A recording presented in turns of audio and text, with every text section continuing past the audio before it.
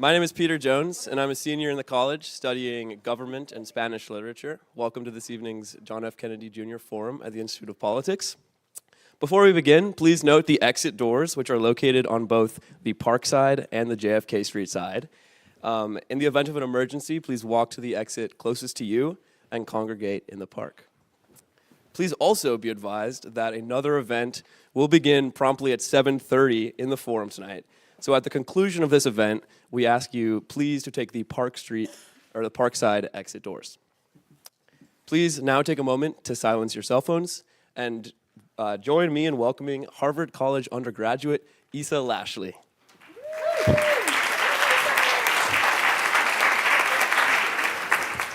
Good evening, everyone, and welcome. My name is Isabella Lashley, and I'm a junior studying history and literature, government, and linguistics here at the college. And as a member of the JFK Junior Forum Committee, it is my great pleasure to introduce tonight's conversation, a special discussion with two of the most influential women in the worlds of media and politics. We are honored to have with us Katie Couric, an award-winning journalist, best-selling author, and media entrepreneur. Today's conversation about the future of democracy, the media, and the intersection of politics in today's rapidly changing world. Certainly a fixture of my living room TV growing up, Couric is a familiar face to millions of Americans, known for her groundbreaking work as a news anchor, first as co-anchor of the NBC's Today Show, and later as the first woman to solo anchor the CBS Evening News. Beyond being a leading voice in journalism, she is a #1 New York Times bestseller for her 2021 memoir, Going There, and has raised nearly $800 million for cancer research as a co-founder of Stand Up to Cancer. We're also privileged to have with us Nancy Gibbs as today's moderator. Gibbs is the Edward R. Murrow Professor of the Practice and the director of the Shorenstein Center on Media, Politics, and Public Policy here at Harvard Kennedy School. A former editor-in-chief of Time magazine, she was the first woman to hold that position and holds the record for writing more cover stories than any other journalist in the magazine's history. Together tonight, Couric and Gibbs will explore the role of media in shaping public opinion, the intersection of politics and journalism, and how the media landscape is evolving in ways that will necessarily impact our democracy.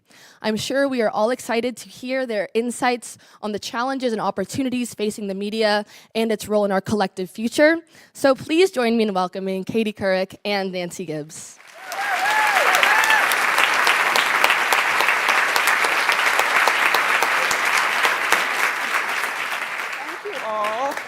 You didn't know you were going to get to be the warm-up act for Larry Summers. I know, I'm very excited. Hi, everyone. We can all these smarty economics. pants. I knew I'd get into Harvard one day, Nancy. I feel like there are parts of that introduction I really want to add. Do you miss hosting the Macy's Thanksgiving Day Parade?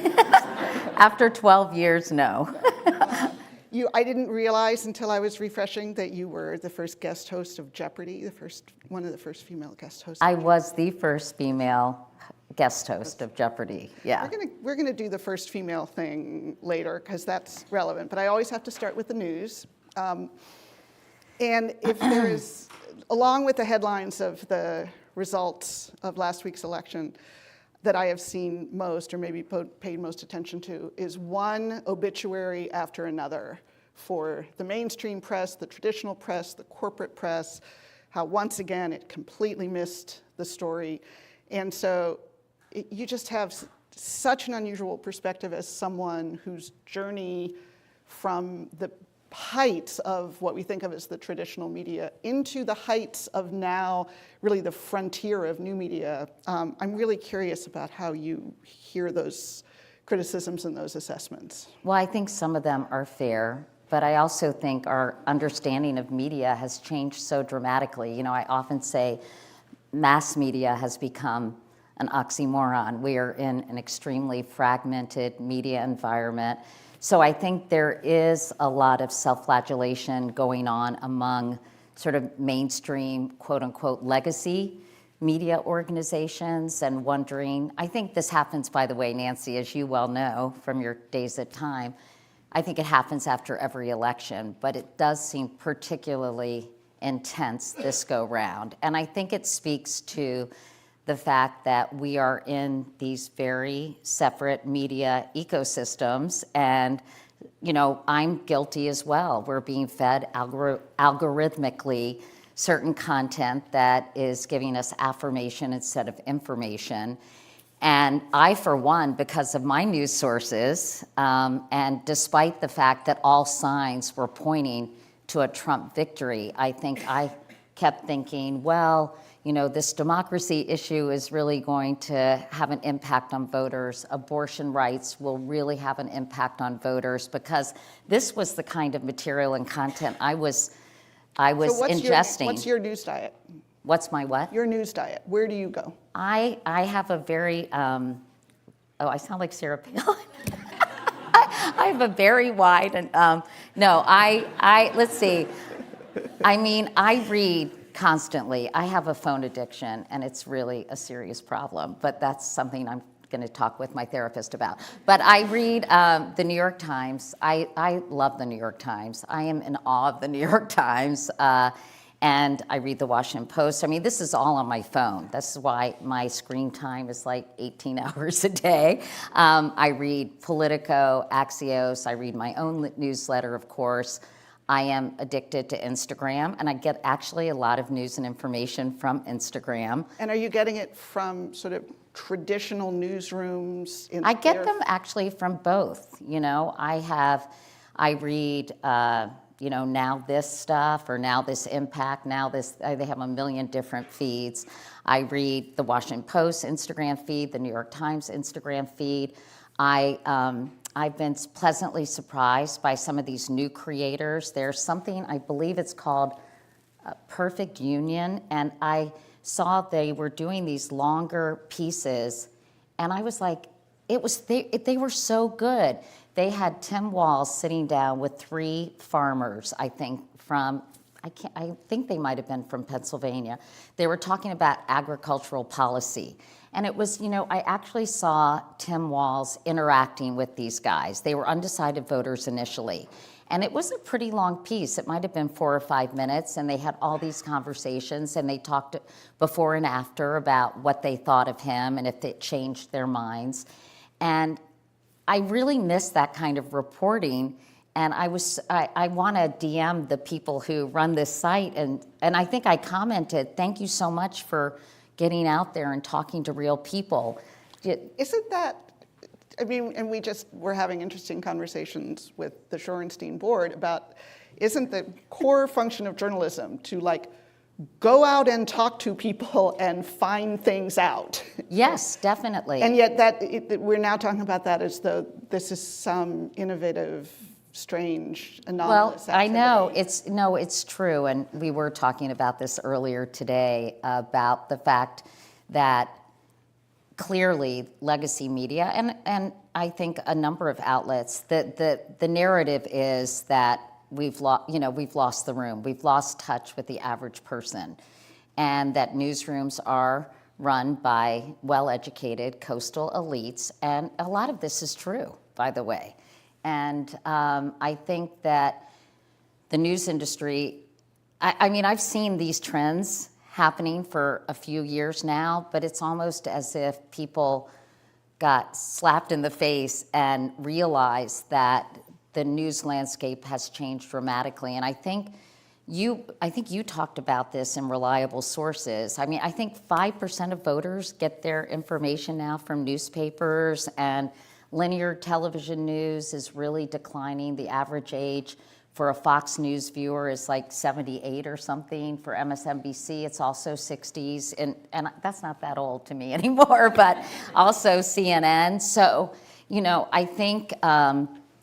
I think mainstream and legacy media, traditional media, if you will, is suddenly realizing, holy cow, we better change, and we better change quickly, or we're going to be gone. The newer media, and I don't want to call it alternative media, and all That the makes language. you sound very old-fashioned. Exactly. And even the language like mainstream media is how mainstream is. Right, Like all that's of this true. language is. I think traditional, probably. But the newer platforms and formats of media still feel like, to me, they are still dependent on newsrooms like the New York Times, who have 2,000 reporters in their newsroom doing the reporting, off of which a million pieces of commentary and TikToks can emerge. But like, how do the pieces of the ecosystem fit together? I mean, I don't know if they fit together because they're all so disparate. You know, I think Jim Vandehei, who started Axios, describes it like shards of glass, you know, and people, again, I think this is exacerbating polarization in this country because of the feeds that you get. And I just interviewed Michael Tomasky, the editor of The New Republic, who wrote about the fact that this right-wing media industrial complex, if you will, is so powerful and really influential, and that there are people in this country, and that is all they hear, that's all they read, that's all they listen to, and they're getting a very specific narrative and point of view. They're not hearing about sort of the fact that Donald Trump still insists that the election of 2020 was rigged, or that something like 2/3 of Republicans believe that, despite the fact that, 62 courts dismissed any claims and that it was legitimate. So I think they're getting very cherry-picked news and information, particularly, I think, from conservative outlets. Now, you could say the same for liberal outlets too, but I think it's less so than right-wing outlets. So you talked about how much you love the New York Times, and one of the pervasive themes of the election was the readers of the New York Times being mad at the New York Times for not being either activist enough or for creating false equivalencies, or that somehow it was not doing its job to save democracy. And it just, this criticism was constant. Like sane-washing Donald Trump, right? Sane-washing Donald Trump. Yeah, I mean, I think people love to get mad at the New York Times just because most of the people who read it, I'm always so impressed by the letters to the editor. I think, wow, this is a very well-read, educated, thoughtful readership for the most part. I don't know that, for everyone. But, I think it's been a real dilemma. How do you cover? It's so tough, and I feel bad for almost every journalist out there. It's a massive conundrum. How do you cover a candidate? It's sort of like, how do you solve a problem like Maria? It's like, how do you solve a problem like Donald Trump? I mean, how do you cover someone who traffics in so many lies? And, it's very hard to separate, I think, the man from his policies, but I guess that's what we need to do because people don't seem to mind that if they think his character is flawed, and I think this is what you saw in the election, they believed his policies were better, whatever exactly they were. He never really, I think, articulated them very well on the campaign trail. I mean, I'm still processing what happened and why it happened and trying to understand it, and I'm still in sort of the denial stage of the 5 stages of grief personally, and I'm trying to figure out, like, is there a way to bridge the divide? I'm interviewing Meghan McCain next week on my podcast, and she's obviously a very conservative Republican person, and I just want to talk to her about sort of these culture issues, and I want to talk to her about what Donald Trump has said about her father, who's, a war hero, and he said he didn't respect him because he got captured, and I mean, anyway, don't get me started. I know this is nonpartisan, and I'm sorry. So although I can't resist that, I think on election night, it was, Senator McCaskill saying, Donald Trump understands America better than we do. And the we she was talking about were the anchors of MSNBC News. Yeah. And I think that was an interesting observation for a former senator to make on MSNBC as just, what does it mean if we are not understanding the country that we are trying to speak to and cover? I think that's what everybody was saying by the time midnight rolled around, and it was clear that he was going to win the election, and he was ahead in all 7 swing states, I think everyone was saying, where did the Democratic Party go wrong? How can they redefine themselves? And sorry, my heel is stuck in this crease. And what can the party do differently, and how is it so lost touch? And I think, honestly, as you know, this has been a trend that has been going on for a few decades now in terms of losing blue collar, working class voters. So this wasn't that big a shock, but I think people are still wondering why 53% of white women in this country voted for Donald Trump, just as I guess around the same number voted for him when Hillary Clinton was running against him. And then someone pointed out, which I don't know why I didn't realize this, but most white women in this country are registered Republicans. So it's not all that shocking. But I thought reproductive rights, even if they weren't affected in their particular states, and in some cases they did vote to not restrict abortion rights in particular states, but they still didn't vote for Kamala Harris. So it's still kind of, I think we're still trying to figure out what happened and why. I feel like you have a unique perspective on this moment in our media environment. And there's been a lot of discussion about how much, this was the podcast election, before that it was the TikTok election, it was the manosphere election, but so many of the postmortems came back to where people were getting their information, who people decided to trust, what traditional media was not able to understand or cover effectively. And I'm curious about your ability to have evolved, as an NBC anchor, as a CBS evening news anchor, literally like Walter Cronkite's chair, into Yahoo News, and then creating your own media company and a very, very different kind of audience relationship, or is it the same audience relationship? Well, I think I was lucky because the timing of my career happened to coincide with the timing of the changing media landscape, so I can't take full credit, although I think I was really aware much earlier than a lot of people in my business that things were changing, that people weren't watching, appointment viewing. When TiVo started, I thought, it means you can watch things anytime. And then when obviously, I came a long way. In 1994, this clip was viral, as they say, where I was asking Bryant Gumbel, I couldn't understand what the internet was. You can look it up. And I was like, it's really embarrassing. But it was 1994. And I remember I was like saying, what is that sign? Is that out, at, around, about? And then I go, Allison, she was a writer at the Today Show, can you explain what internet is? And everyone gets a big kick out of that when they watch it. But it was such a relatively new thing in the early 90s. And then obviously it exploded. And I was at the Today Show for 15 years. I went to the CBS Evening News because I really wanted to show that a woman on her own could do a newscast with competence and confidence. And, this idea of an authority figure was still so closely aligned to a male archetype.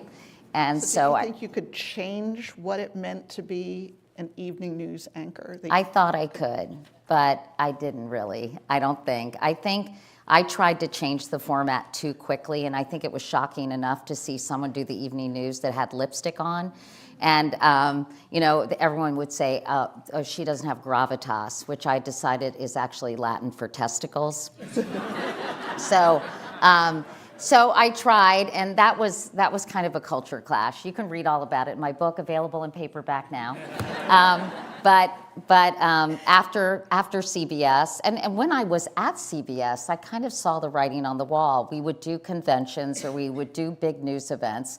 And I would say, let's continue our conversation and online. I mean, there's endless real estate there, and we didn't have to stop for commercial breaks. So I remember saying, go to cbsnews.com, we'll continue this conversation. And this was in 2008. So it was pretty, I guess, visionary for the time. And I remember I was covering the Gulf oil spill, and I said, why don't we solicit questions from Twitter? Because sometimes when you're covering news events and you're doing it day after day, you miss the forest for the trees, and you don't know what sort of the average person at home is interested in.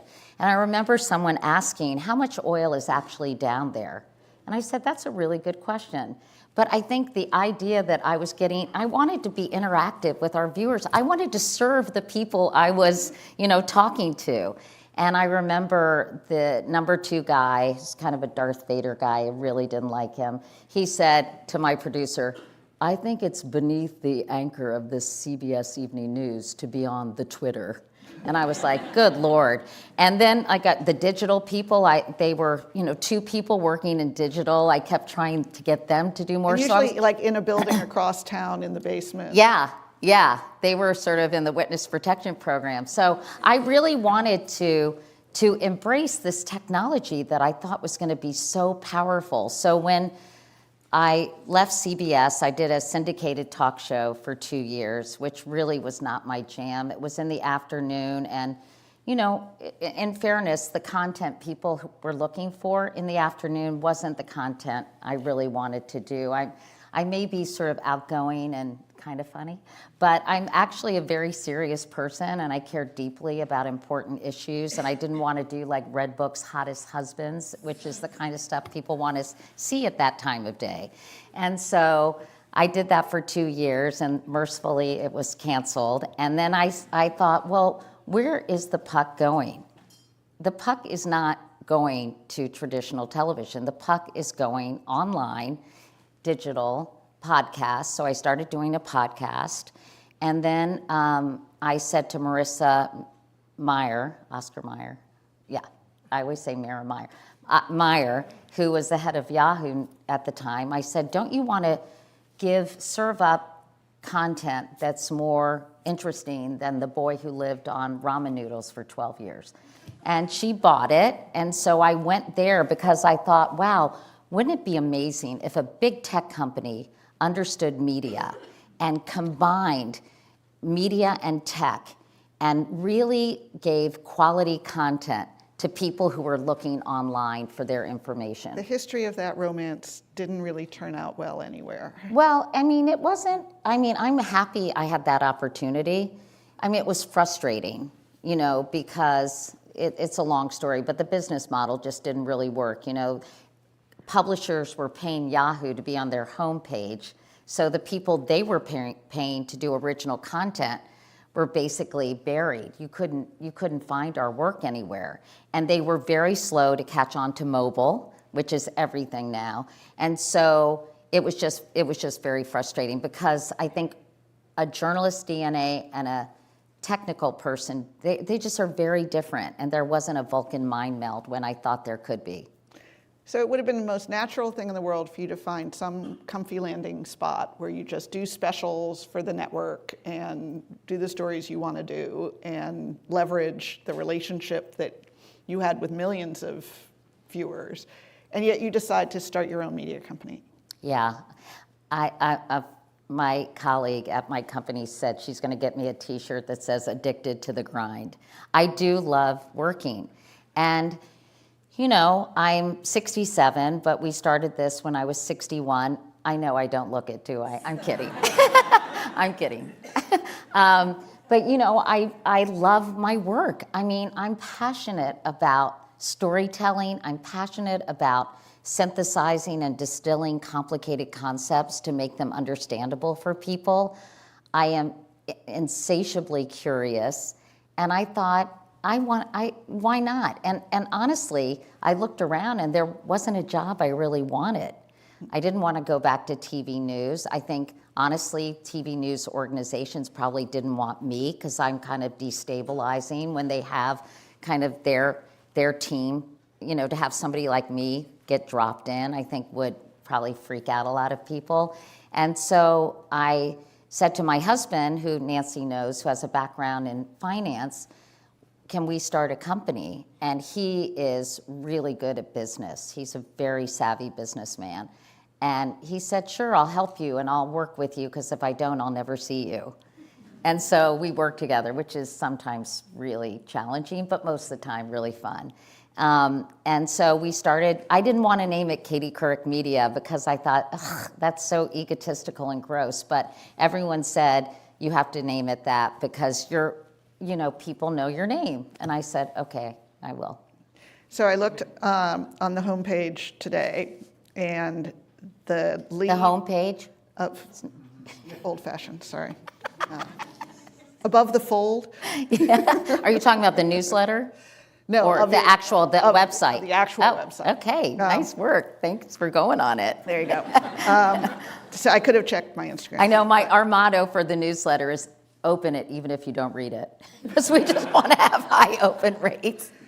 But the mix of stories seemed very typical to me of what where you come into my feeds, where a finale recap of The Golden Bachelorette. Yeah, that wasn't at the top of the page. Yes, it was. It was? Oh, yes, God. People must have been interested in that. An interview with Jen Psaki. Can you be too young for menopause? Molly Jong fast on what I got wrong in 2024, and why childcare should be a priority in the first 100 days of the new administration. You have health, you have politics, you have entertainment, you have sort of personal relevance, you have a newsmaker interview. Little pop culture, right? Pop culture, all in one sandwich. There. It's it's very similar to what the Today Show was like when I was there. It's sort of hard news. I love politics, might be some big environmental story, and then some fun stuff, some recipes. I am very obsessed, obviously, because of my cancer advocacy work with health and wellness. And so we do a lot of health and wellness. In fact, we have a new bespoke newsletter called Body and Soul, which is all health and wellness. We have a newsletter called Good Taste, which is recipes, and we have one called The Ripple Effect, which we do with Paul Nicklin and Christina Mittermeier, who are incredible conservationists and photographers. He was a longtime National Geographic photographer. You guys should follow them. He takes the most amazing, they both do, both amazing photographers. So there are lots of creative, enterprising people who have tried or have launched media companies in the last few years, during the 7 years since you launched KCM, who have not made a success of it. And just like the headwinds, the economic headwinds are ferocious. How did you crack that code? Well, the headwinds are ferocious still, and it has been challenging. But our business model is slightly different than a lot of media companies. We saw that as trust in media and trust in other institutions like the government and Congress and financial institutions was all declining. It was sort of interesting. Trust in companies and business was actually increasing. And if you look at the Edelman Trust Barometer or the Business Roundtable, we thought, that's so interesting. Companies are kind of looking for ways to not just simply care about the bottom line, but to tackle or figure out or at least think about some of the most vexing, intractable issues facing our country. And we saw that brands like Procter & Gamble were talking about, they did a video called The Talk, which showed Black parents talking to their Black sons about what happens when they're stopped by a policeman. And all these companies kind of want, I think, first of all, their employees want to feel a certain sense of pride that the people they work for care about the world, not just selling a product. And I think consumers have gotten much savvier, and they want to buy things from a company they feel good about. Now, of course, there's greenwashing and all that stuff, and not all companies have the best intentions. But we decided, when our values aligned with certain companies, we would partner with them and do storytelling. So, we work with Humana, and I went and did a story on a senior center. I'm very interested in loneliness and social isolation, even before the Surgeon General, Vivek Murthy, wrote about it in his book Together. I was trying to do a documentary, believe it or not, before the pandemic on loneliness. And so we did a story on a senior center in New Orleans, and the importance of being around people and not being isolated as you get older. That was something that highlighted what Humana was doing, but also something I care deeply about. I just came back this week from Delaware. I went to the University of Maryland, Delaware, where they have a training program with canine companions for service dogs. And some of the students at the University of Delaware are training these puppies. And we went there because we did a reunion of a woman who had been in prison in Florida near Orlando for 20 years. And she had trained 16 service dogs while she was there. And she was lovely. I really enjoyed meeting her. And we reunited her, because what happens is these prisoners, they train them for 18 months, and then they hand them over for their final training to a professional trainer. And then they're matched with someone who needs them, like maybe it's a child with emotional problems. In this case, it was a vet who had lost his leg in Afghanistan. And so we had her reunite with this vet and the dog she had trained. And it was really moving, and it was a great story. It was not about dog food, it was about dignity for people in prison. It's about helping people have purpose and structure in their life. It was about the fact that this program nationally has a less than 5% recidivism rate. And so that's an example, and that was because Mars wants to tell stories because they're partnering with canine companions.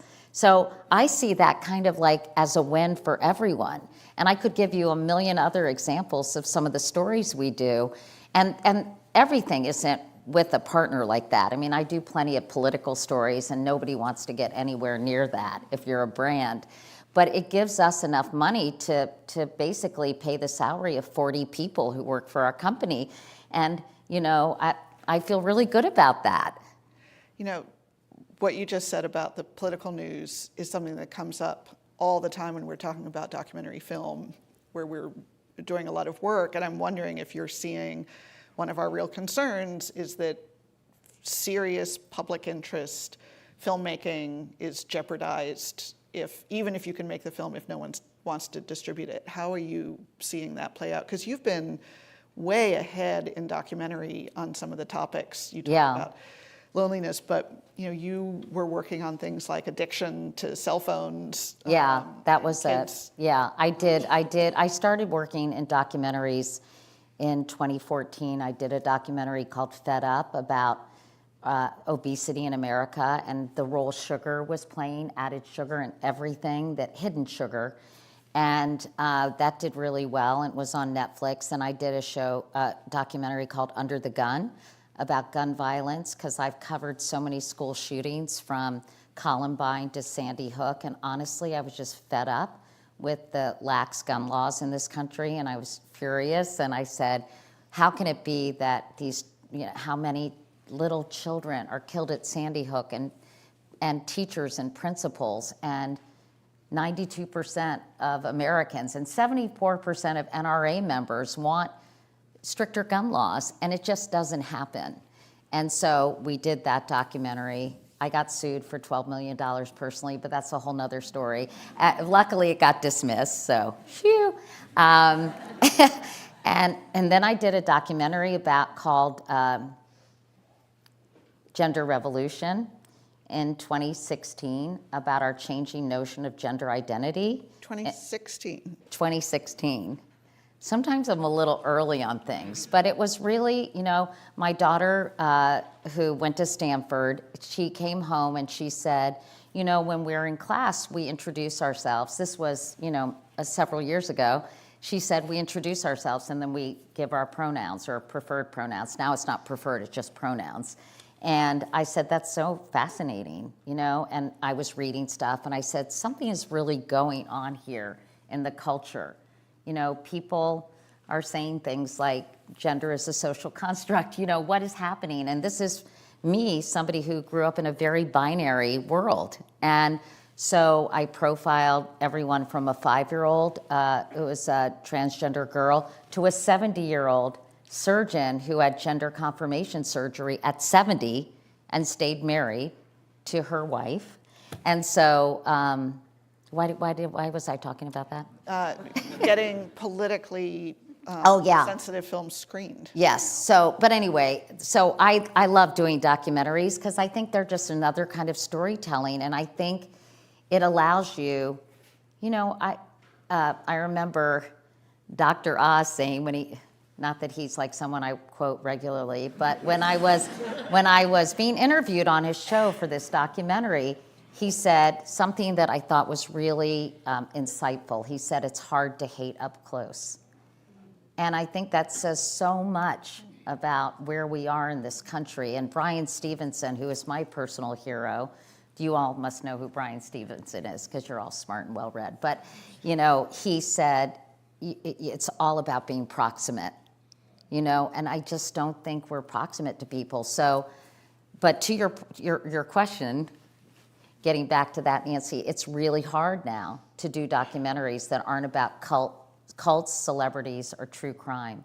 And it's a terrible shame because these streamers don't want to touch anything political, and they don't want to, it's really hard to get films that are about important issues. I wanted to do something, and I still am. If anybody wants to help finance it, just see me after the conversation, about the disparity in research in women's health issues.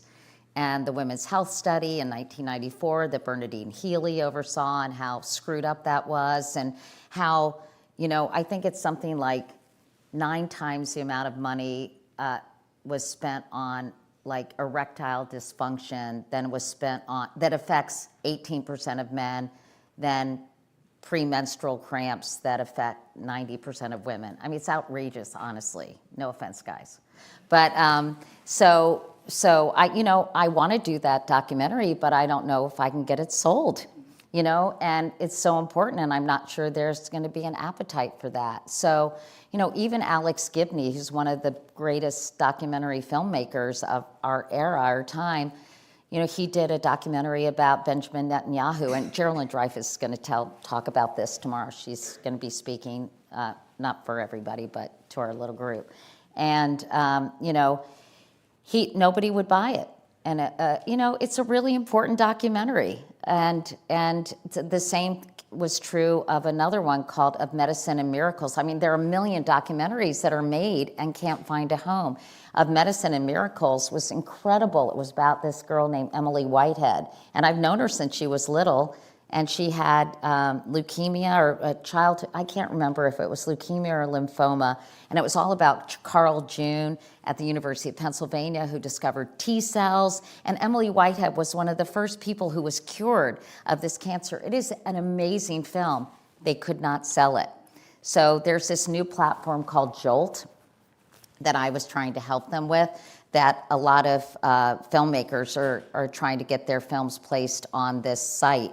And people can pay for it or not when they watch the film. But it's a real crime, and I hope somebody comes up with a streaming service, that somebody really rich, a streaming service for that will house these incredibly important and eye-opening documentaries. Well, to pull together all the threads, and then I'm going to throw it open to you all, so think about questions you want to ask. But to tie together media and politics and public policy, do you ever see a scenario where we would build a kind of robust public media, publicly funded platform for public interest media to address a problem like that?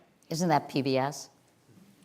Not, you know, at a level of funding that is right. able to get those. Maybe we need to build up PBS, right, and help them be that entity, right, more than they are right now. I think they're always worried about funding, and I can only imagine how concerned they are now with the incoming administration, you know, because that can become very political, as you know. if you would like, there are microphones on either side and up in the balcony. And just please, if you have a question, be sure to identify yourself. And as we always say, questions end with a question mark. So, yes. Hi, Katie. My name is Evelyn. I work at the Ash Center for Democratic Governance and Innovation. And I don't have a question. I just want to thank you for all the work that you have done to bring awareness to colorectal cancer.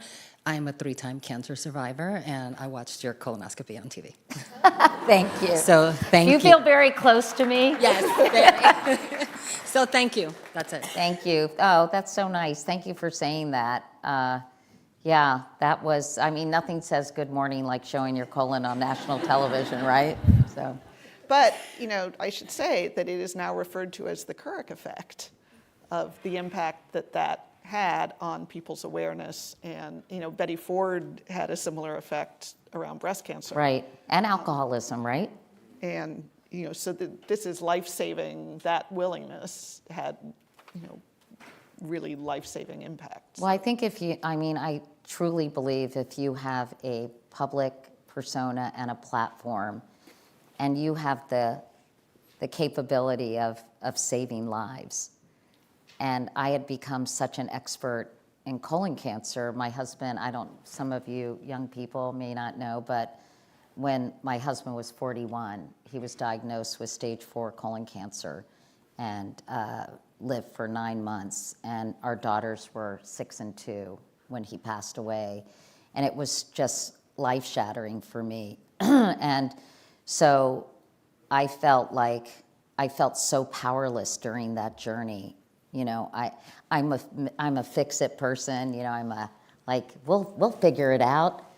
And you know, cancer, you can't always figure it out. You know, it's this great tragic equalizer oftentimes, especially if it's diagnosed at that stage. And when Jay died and I came back to the Today Show, I thought, what could I do to help people to share the knowledge I had gotten during the course of his illness. And since colorectal cancer is so preventable, I thought, I'll do a colonoscopy on national television. And it was pretty phenomenal because back then there were very few choices. You know, the media ecosystem wasn't so fragmented and a lot of people saw it. And of course it was kind of a weird thing to do on morning TV. But it did ultimately save a lot of lives because there was a 20% increase in colon cancer screenings. And I think it started a trend where people were getting all kinds of exams on television. And I told my producers, I draw the line at a pap smear. I'm not kidding. Thank you for that. Hi, I'm Andrew Kingsbury. I'm an extension school alum. I really liked Fed Up, very important, the sugar epidemic, I guess you could call it, and diabetes and everything like that. So yeah, I wanted to ask you like a newsroom type question. Did you ever have in your various experiences with your producers a situation where you had a story that was in the public interest and your producer decided like not to let you do that story, then you like ripped your hair out because of that? Did you ever have any experiences like that? You know, I didn't have a lot of those experiences because by the time I got to the Today Show, you know, as co-anchor, I had a fair amount of power in that position. And I had a lot of latitude in terms of the stories I wanted to cover. And that's one of the reasons I wanted to go to CBS because I was the anchor and the managing editor. And I could use, and this is why it's so important to have a diverse newsroom, I could tackle some stories from the vantage point of being a woman. You know, I could talk about dating violence after Yardley Love was beaten at the University of Virginia, where I went to school. I don't know if you all remember that horrible story. And I could talk about sexual assault in the military. I could, like, some of the things that were on my radar screen weren't necessarily on the radar screens of my male colleagues. So I would say, in general, I was able to promote and push a lot of the stories. I think early on, I'll have to think about, like, when somebody told me no, but usually I think my ideas were pretty good. So they would generally do them. I know that when I was in local news, they wanted me to do a series called No Time for Sex. And I was like, excuse me? I'm like, does that even mean? I'm 30 and single. I have plenty of time for sex. Why don't you tell like the 60-year-old reporter over there, let him, and I think they wanted it because it was kind of salacious and they probably wanted, I don't know what they were thinking, but I just said, I am not doing that. Thank you for Thank that, too. Hi, Ms. Couric. My name is Sona. I'm a first year here at the college. And my question for you is, in light of the election, a lot of my classes, we've been talking about fallacies of the Democratic Party. And something that came up was an inability of the Democratic Party to leverage policies that were most pertinent to the low-income community and rural communities. How do you think the Democratic Party can go about better leveraging the media to share a lot of their policies that are important to these communities, and how to reach some more of these people? Well, and again, Nancy, you can help me with this. I think a lot of the policies the Democratic Party has actually would help working class people, like raising the minimum wage and all kinds of other things. I think it was a failure to communicate some of these things, and I think it's difficult because if you're in a silo and you're only hearing one side of the story, or you're just not that politically attuned to what's going on, it's not something that you pay attention to, I think it's hard to get that message through. And I do think they were operating from a deficit with only 108 days for Kamala Harris to do her campaign. And I think historians are going to be looking for years and wondering if it might have been different if President Biden had said what he had acted on what he had said during his original campaign with Cory Booker, Gretchen Whitmer, and Kamala Harris standing next to him when he said, "I'm going to be a bridge to a new generation of leaders." And then obviously that bridge, he wanted that bridge to last 8 years and not 4 years. So, I do think the Democratic Party has those policies, and they have to figure out a better way of communicating. And I think some of it is the media's fault, getting back to our original conversation, because yes, you would think that people would go out and talk to average people, but too much of the media, at least on cable news, is people just pundits pontificating on a desk or around a table and not showing what people are going through and what they need. And I think as a result, people who see that content, they don't relate to the people who are on their screens, whether they're on their phones or on their televisions. It's given we've heard for years about conservative media and this idea that it's a closed circuit, except we also saw that the movement rightwards was greater in cities, it was greater among younger people, it cut across races, demographic groups, gender, urban and rural, education level. It was so widespread, other than I think like white college educated women. So all of the people that are moving right are not all in the same closed bubbles. So it feels like there's... Well, also, this is, as you well know, Nancy is so smart and such a great writer. I told her she has to start writing again. I miss her writing. I think that you have to consider this was a global phenomenon, right? There was inflation, and again, I'm not an economist, but there was sort of this hangover of inflation everywhere. What exactly caused it? Maybe it was putting too much money into the system with COVID relief. Who knows? Stay here and ask Larry. Yeah, ask Larry Summers. That's his area. But I think that it was clear that a lot of people thought that they said they had Trumpnesia or whatever Peter was talking about. They thought about the Trump years before COVID, and they thought the economy was good. And I think, a lot of incumbents are being voted out of office. And I don't think Kamala Harris, she was inextricably linked to the Biden administration. And when she was asked on The View what she would do differently, she said, I really can't think of anything. And she should have said to Joe Biden, hey, I'm going to have to separate myself from you. Or he should have said to her, I get it.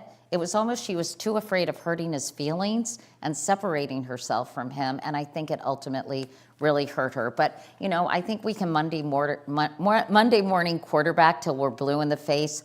Who knows? I think it was a whole confluence of factors that made things go the way they did. Hi, my name is Sandhya, and I'm a public policy master's student here at the Kennedy School. Given the incoming administration's stance on traditional media and rhetoric around retribution, I'm wondering if you have any concerns around freedom of press over the next 4 years, and if you think maybe the more fragmented media landscape might serve as protection against any sort of retributive actions. That's a great question. I am concerned. Yes, I am concerned. I don't know exactly, if you listen to the rhetoric from the campaign, I think there's reasons to be concerned. What does Maya Angelou say? If someone shows you who they are, believe them.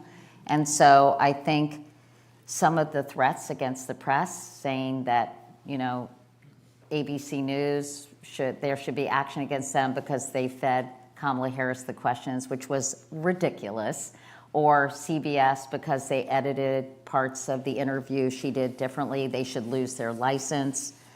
I am concerned about what's going to happen, and I think corporate ownership of media organizations, I think they're concerned about. That's why I think you saw Jeff Bezos kind of genuflecting to, and Tim Cook calling Donald Trump, and I think they're all nervous. And these corporate ownership, overlords, they are in charge of so many media organizations now. I'm not personally worried because he already tweeted that I was a has-been, so I don't think he even cares what I say. But I do think, and I think also Nancy and I were talking about self-censorship. People pulling their punches is sort of one of the first signs of authoritarian regime, kind of the press, maybe they're not putting restrictions, but feeling less free because of fear of retribution or consequences. What do you think? What do you think? I mean, I think it would be crazy to be complacent about the kinds of attacks that could come. I also am not looking to, there's enough to worry about appointments that we hear about today without worrying about things that haven't happened yet. But the self-censorship, this is Timothy Snyder's idea of anticipatory obedience, I think is what you're getting at, is whether in all sorts of sectors you're going to see people making very often rational calculations if they're trying to protect their work or protect their employees or protect their bottom line, their shareholders. That they will make calculations about the trade-offs. I think we're already seeing some of that. So anyway, yes. Hi, my name is Bryn. I'm a master's student at the School of Public Health and a proud reproductive registered nurse. You haven't been immune to a few controversies and call-outs in your career, which I imagine good Lord. is part. Don't worry, I'm homework not or going to make you something? relive the trauma. Like, here we go. But I imagine that's par for the course with a career in the public eye, and it's difficult enough for people to contend with and become self-aware of their errors and blind spots privately. But I'd like to know how it feels to navigate that criticism in the public eye and how you chose to navigate that vulnerability. How I chose to, To navigate Oh. that vulnerability. I'm very thin-skinned. I'm uber sensitive, which I think helps me be very empathetic to people who are struggling or going through difficult things. And I think that's one of the reasons I was successful in TV news. It isn't easy to take criticism and to be trashed or to have mean things written about you. I think there were times when probably they were right. I remember I asked a really inappropriate question we did something about, it was really early, and about, I had a guest who was transgender. I asked a really inappropriate question, and it was taped, and the producer said, do you want us to take that out? Because she got offended, and rightly so. And I said, I want this to be a teachable moment, because she helped me understand why this was offensive, and then I had Laverne Cox come on and talk about it as well. And I thought, if people can see someone like me, who's pretty well educated and semi-worldly, make a mistake like that, then maybe it will open up a conversation. Well, I got eviscerated by the trans community, and I understand why, but my reaction to that was to address it again. And then I did a whole documentary on it, because I realized I needed to learn much more about people who were trans.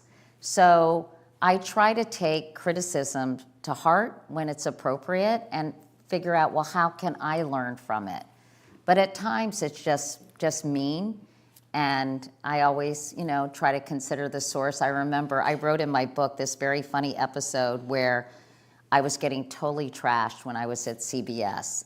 Internally, they didn't really like me. They were not buying what I was selling. And externally, people were, I think, having a hard time accepting me. And also, we were trying to change the format of the evening news and make it a little less voice of God, a little less, good evening, and just a little more accessible. And one night I came home and I was just I was so upset, and I sort of couldn't take it anymore. Every time I walked through the glass doors of CBS, I felt like I had to put on a suit of armor, because there was a lot of people who were kind of sabotaging me within the organization too. And I came home, and my girls, I guess, were 13 and 9. And we were eating dinner, and I started crying at the dinner table. And I was like, I don't know if I can do this anymore. And my 9-year-old daughter, Carrie, said, Mom, remember what Samantha said in Sex and the City? And I thought, oh my God, there's so much wrong with this statement. And I said, what? And she said, Samantha said, if I listened to what every bitch in New York City said about me, I'd never leave the house. And I was like, A, I'm a terrible mother, and B, that is the funniest thing I ever heard. So I started laughing, and it was really funny. But yes, it's really hard. It's really hard, but it just goes, it's in the fine print of being a public figure. And there's so many incredible things I've been able to do because of my career. I've seen the world, and a network has paid for it. And, I've met so many fascinating people, both famous and not famous. And I feel, honestly, it's been such a privilege and such an honor for me to be in the positions I've been in, that I just look at, I compare the two, and dealing with, but people are mean. People are awful, really. You can take that home. Embroider that on a pillow. People are awful. That's not where we're going to end the evening. We're going to end. Yeah. Bye. Good night, everybody. I expect you get asked often by young people who are considering careers in journalism, in media. What advice do you give them? Well, I think, it's one of the first commencement addresses I ever gave was at Lehigh. And my dad, who was a journalist, he was a print journalist. He worked at the Atlanta Constitution and United Press, and he was just the greatest. So smart, like a Renaissance man. He could talk fluently about almost anything. And I remember him helping me with that speech and saying, gone are the days where you work at a company for 35 years and retire and get a luncheon and a gold watch, And he was very aware of what was going on in the world. And I remember advising them to just pay attention to trends. Like you have to be aware. And now that's like on steroids, Nancy. So I think if you love journalism, there's no better profession. I'm not sure it's going to be as lucrative, to be honest with you, as it was for me. I was really fortunate, especially as a single mom. I'm so grateful that I had this job, and I was overcompensated, but thank you for that. And but I think that you just have to be super cognizant of the media environment. You have to create content. You have to learn how to do all the stuff that people do on social media. You can tell stories, but I think there are certain skills that I think will serve you well no matter what direction you go in, whether you stay in journalism or do something else, like being curious, learning, understanding, writing, being a good communicator. You know, if you love those things, and that's sort of so much in my sweet spot. I was one of the lucky people where my interests and skill set completely aligned with the profession I pursued. But if you love doing that, you should go for it, and then just get a job waitressing on the side. I'm kidding. But it's such a great profession, because every day you learn something new. What's better than that? And you have an opportunity to help, change hearts and minds. And there's so many different outlets now and different ways you can do it. We were talking about The Atlantic, and I mean, I love The Atlantic. I think they write such great pieces. So I think you just forge ahead and not be discouraged, and just try your best to make a living out of it and adjust to whatever is going to be around the corner. Katie, thank you for sharing. This was so fun. ideas Thank and- you all so much for having me.